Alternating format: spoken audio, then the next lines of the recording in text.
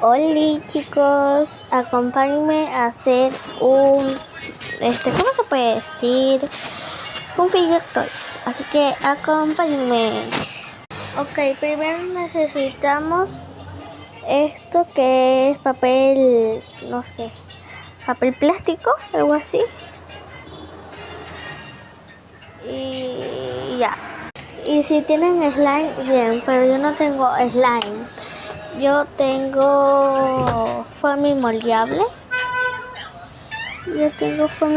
Así que lo voy a hacer de este color y de este color también. Estos dos. Ok, estos dos colores voy a utilizar, así que vamos allá. Ok, acá tengo esto, el papel mío. Así que ya, vamos a ver. Sacamos un pedazo y lo ponemos acá.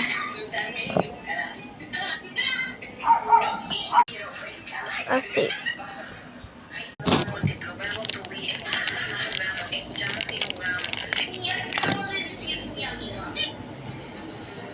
Ok, acá y cerramos. Que quede bien tapado, porque así no queda. Ok, voy a ver una tijera. Acá tengo una tijera de repuesto.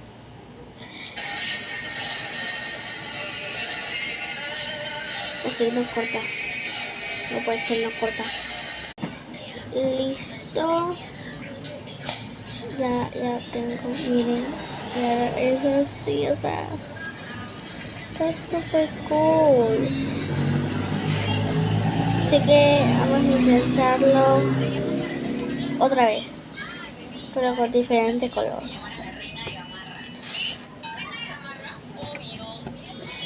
Que vamos a intentar con este color y se me acaba el tiempo, no puede ser. Ok, abrimos. Cogemos, abrimos el papel aluminio. Ponemos. ¡Ya! Ay, no se me acaba de hacer. Hostia, que se me acaba el tiempo. Voy a poner en cámara rápida.